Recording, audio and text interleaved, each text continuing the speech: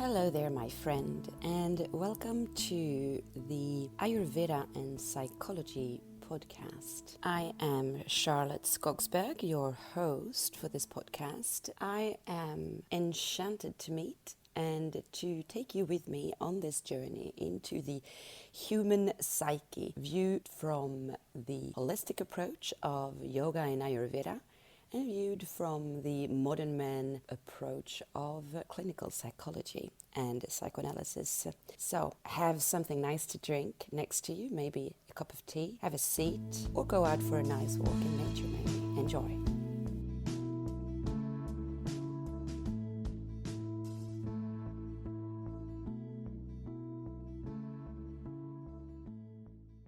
Hello, my friends, and in today's talk of psychology, I will continue on the subject from 2 weeks ago with the baggage that we bring with us into relationships. And today I'm going to be a little bit more psychological in the term, let's say, or let's say Western maybe, because what I said 2 weeks ago was also psychological, but this is really more on the social, economical, developmental side to things. And I wanted to make the episode, I should say, from 2 weeks ago, because I wanted you to have that lying with you as you move into today. So if you haven't listened to that one yet, you don't have to, but I would recommend to go and listen to that one first. And you could even choose to do the other way around, or whatever you want to do, really. It's up to you. So, one of the things that we have to remember is that we come into this world in a certain way with the same conditions as everyone else. But in another way, absolutely not.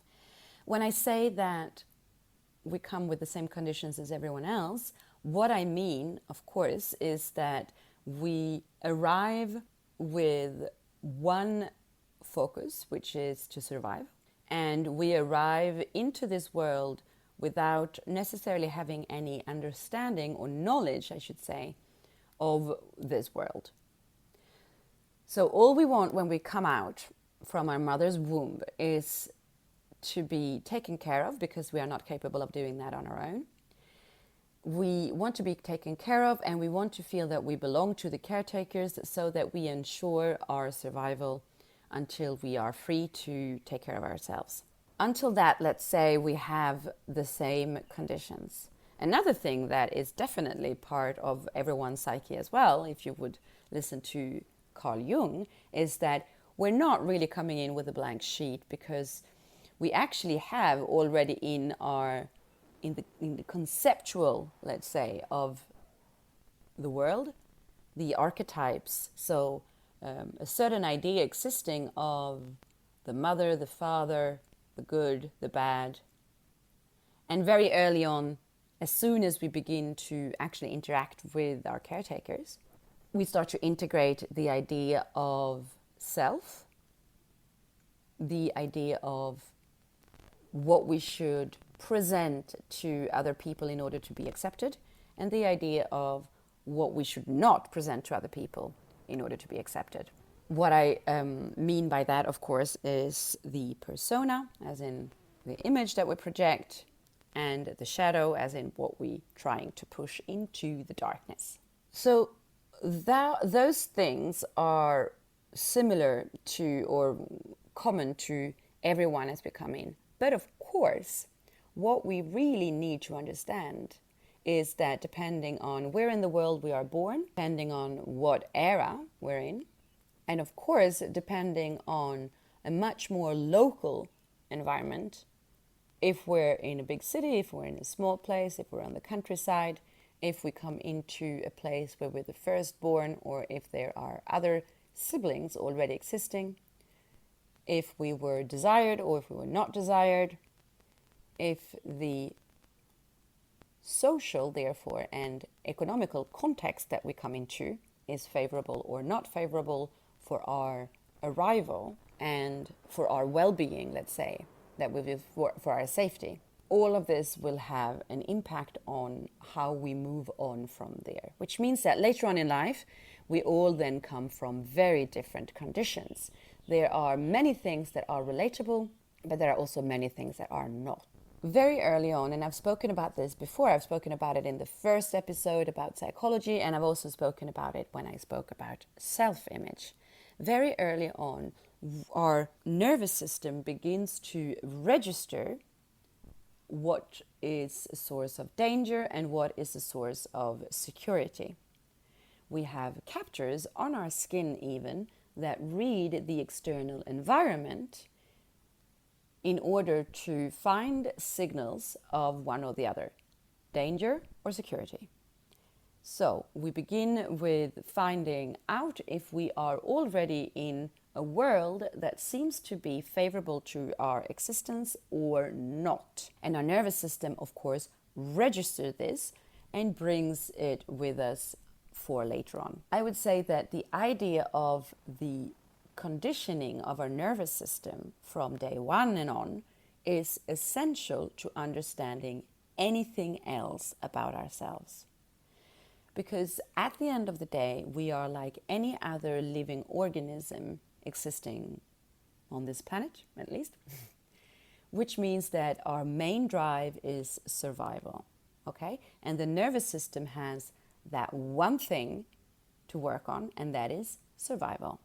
So anything we do, just like I was saying actually 2 weeks ago, anything we do is movement, life is movement, and anything that we're moving towards it because it means survival. Or as I was saying then, it means freedom or relief or safety or happiness. And what that looks like will be completely dependent on what we've registered as soon as we come into this life. Some of the early psychologists, specifically I would say Piaget in France, studied the development of the human or the child, I would say, brain, and would notice when basically through different stages we acquired new capacities in our brain of understanding things around us, but then also just motricity, our capacity to coordinate what we do.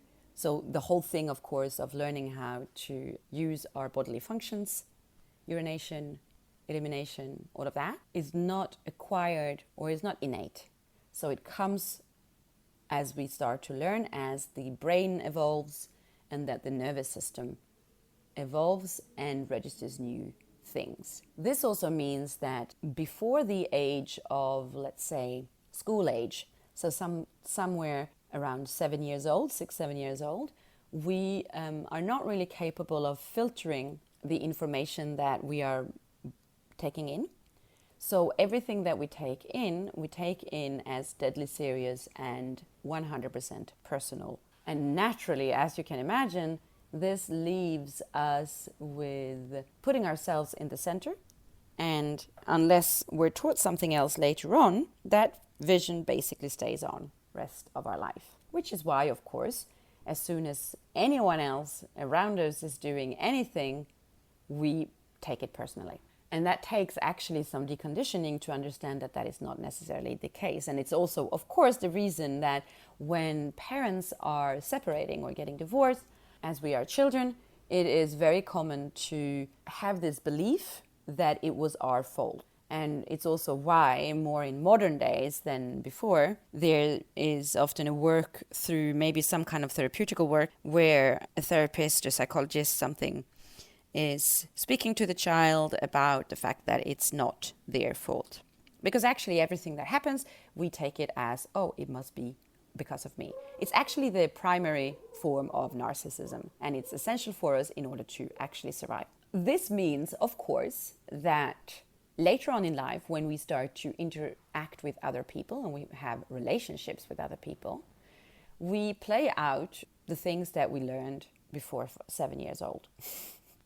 So it means that anything that we just took in 100% as truth and as personal is still within us. And as we bond with someone in adult life, what happens is that we are actually seeking, of course, the safety that we've known as children, and they're therefore we will play out everything that we learned then as well. And we will feel just as exposed as we actually were when we were children, except that when we are adults, we're actually not that exposed. We obviously know this because as adults, we have not only the capacity to see right from wrong, to have a critical eye to things, and to also take action and even say, actually, you know what? I'm just going to leave this interaction because it's not serving me, or I'm not happy with it, or whatever. And we can just walk away, take our bags and leave, which was not something that we were capable of doing before the age of 7, and even, of course, usually before the age of like 18, I guess, 18 or 20, or depending on what's the rules in the country that you're in. Yet we act as if we're still the 5-year-old, 7-year-old. So what's that all about? Well, I've spoken about this in the self-image episode as well. We make ourselves a vision of the world according to what we learn early on. So this is once again actually coming back to the nervous conditioning, or the nervous response conditioning, or the nervous system, and how it's constructed, what it's registered. Because of course, if we start out with the perception that we are in a safe environment, in a secure environment, then everything else that I register will kind of be according to that idea. Which means that the filters that we will have later on in life, that we look at other people and the people around us with, will also be coming kind of from that secure perception of the world, that we are actually living in a safe world. But if it's starting out with, okay, it doesn't really feel as if the world is here to keep me safe, but it's actually more as if there's a lot of traps of danger around me, then that is how I will perceive the world later on. And this is, of course, why it's also become such a big thing to work on trauma in adult age. Because, of course, trauma is not necessarily famine or war or sexual abuse as children, or any time, not necessarily children, but I'm talking about childhood trauma. Trauma is actually something that comes in to disrupt the way that my organism is evolving, and that creates a split within us. It is a moment where we're facing something that is not seemingly natural to our organism, and therefore we will have resistance and we will create a blockage. And then the rest of the evolution of our nervous system and our person will adapt into that and then continue anyway. And so a little bit like, when you see sometimes out in nature a tree or something that has grown in a strange way because it was placed, or it was born, let's say, at the foot of a hill or something. And so in order to follow that hill or the mountain, and in order to access more sunlight, for instance, it will take this kind of strange turn. I think you see what I mean. We could say then that actually the hill or the mountain represents a traumatic experience, and that the tree is your organism then adapting into it and taking a new turn. And so we could also look at ourselves a little bit as these strangely formed trees walking around, if you will. Actually, it is a strength for most people who've been through trauma later on in life, if they have managed to find ways then to adapt to the situation and to continue the evolution, which will not have been then very linear, but instead going in all kinds of ways.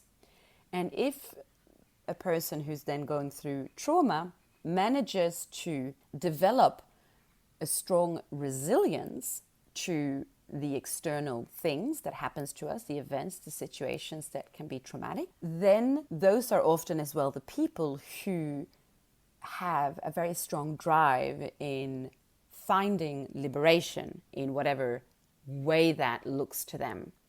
What I mean by that is the tree will still be resilient as it grows this strange way in order to access the sunlight anyway, in order to become a fully grown tree. And often it means then that, for instance, its trunk is thicker maybe than the trees that have grown, straight up and all of that. And what that means is that because they have chosen to develop resilience, in Swedish we have a beautiful expression for that. We call it, if I would translate it into English, we call it dandelion children. So the dandelion flower, which is actually seen as a herb that you need to get rid of, I don't remember the word in English right now, can grow out of the asphalt, for instance. That is what resilience is. Resilience is not only adapting into the situation, but also using the situation and the way you have to adapt in order to thrive in it instead. Anyway, coming back to our 7-year-old who have still just integrated everything as if everything that I was taught was 100% true and personal. Naturally, I will have developed a relationship to my caretakers and anyone else around me. And I have learned then that this is how I relate to women. This is how I relate to men. This is how I relate to people who are older than me. This is how I relate to people who are the same age as me or younger than me.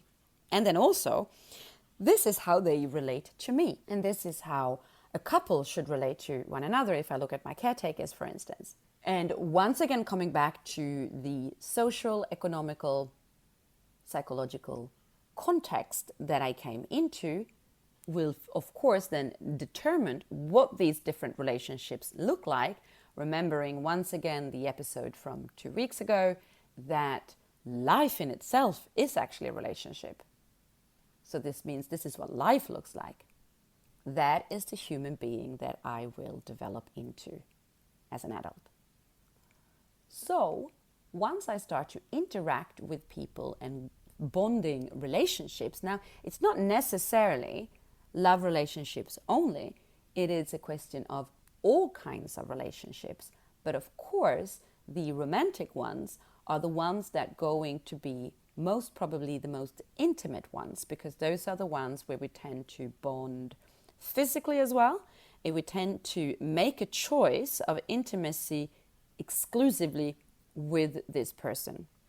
And so, well, linked to many other things as well, and what we've been told, what it should be like or look like, whatever.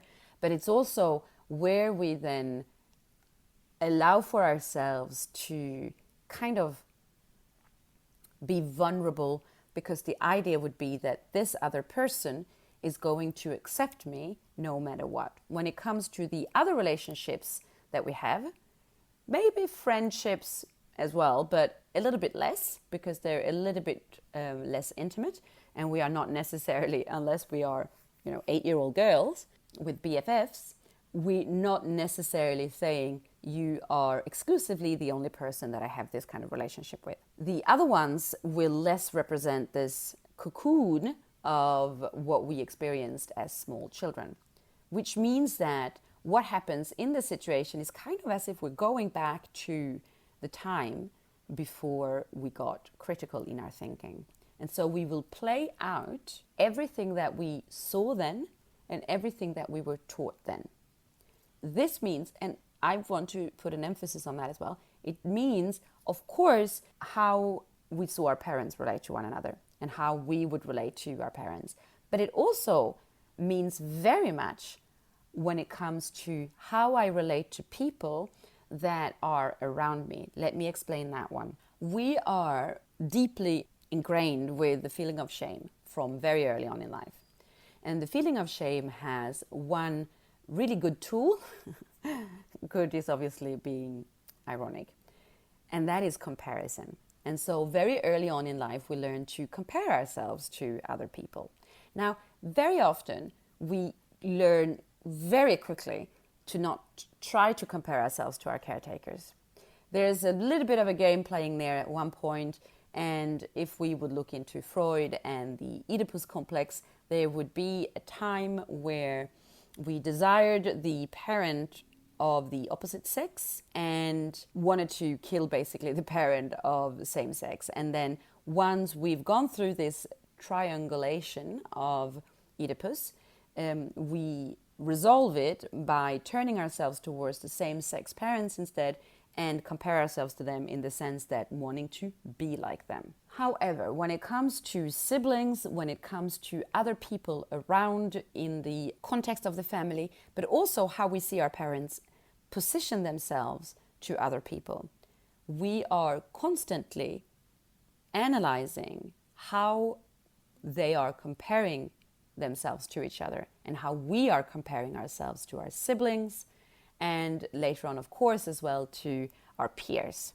Because what this means is, what is my value? And the thing is, once I've established what my value is, whether it's high or low or somewhere in between, while I'll get into relationships romantically with other people, this will play out as one of my biggest fears. And this is very often the source of vulnerability in the relationship with the romantic partner.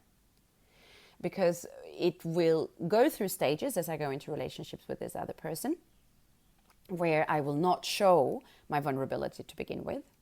And then the more I feel actually safe with the person, the more I will start to reveal this. And it comes back to what I spoke about in an earlier episode about trust as well, of course. So it takes some time before we get there. And don't misjudge or misunderstand the very openness that we can seem to have in the beginning of a relationship is not to be mistaken for vulnerability, because it's not. It is much more a question of what I'm presenting to you because I believe that this is what will make you have you, okay? The actual vulnerable side of ourselves comes much, much later on. And I would even say that a lot of couples never even get there. They will continue playing the roles without being completely truthful with each other. And what does that look like in the relationship? Well, it looks like defense mechanisms that we use of trying to cover up our deepest fear, which is shame. Basically trying to not show that when we compare ourselves to others, we are placing very often ourselves in an inferior grade, or whatever I should call that. So we want to cover that up, which is why we call it a defense. And then we use it in all kinds of different ways, knowingly that one of the most evolved defense mechanisms is humor, right? We make a joke. And so there's actually a lot of people, a lot of couples even, who never really talk about anything serious, but it's always on this kind of easygoing surface level and a little bit of jokes. And as soon as someone is trying to go a little bit deeper down, they will most probably get a joke back or some kind of, teasing. And that is a defense mechanism. You are not being vulnerable. You're not going into depth with the other person at all. So actually accepting oneself for who we truly are is something that really doesn't happen very early. And some people, it never really happens. And then we start to develop other things instead in order to kind of compensate for that. And so as I am saying all these words, you are looking at yourself maybe, and you might be recognizing some things. But what you'd really need to remember then is that it is exactly the same thing for the other person. And this is where it becomes difficult. And this is where I'll, talk about that maybe in another episode or whatever, because then we could go into looking at how we project things to one another. But what I wanted to say with this is that when you come into a relationship with another person, most specifically in the romantic kinds, don't kid yourself that you come completely open and that you see the other person for who they truly are. Because not only don't you, because you've got your own baggage with you, but they won't let you because they've got their own baggage with them. And that might take years before anything starts to really unfold. And I'd say that this is why conflictual relationships might sometimes actually lead to something more truthful. Yeah, now that was a strange one. But why do I say that? Well, because it is maybe a little bit less in the defense of just showing my persona then, if you will, or whatever, what I think that you want me to see, and then playing out stuff from childhood. Now, if the other person is still there, and then we play that out to one another, and it might look really messy, at least what is happening is that we are kind of letting our guard down. And of course, the only way that something can evolve from this is then if we progressively decide to work together towards resolving that and towards actually stopping the fighting and then becoming vulnerable, really showing the deep wound inside and then accepting that to one another. Pretending that everything is always super easy, I would say, in my view, it's not necessarily two people being properly intimate with one another. Please feel free to leave a comment.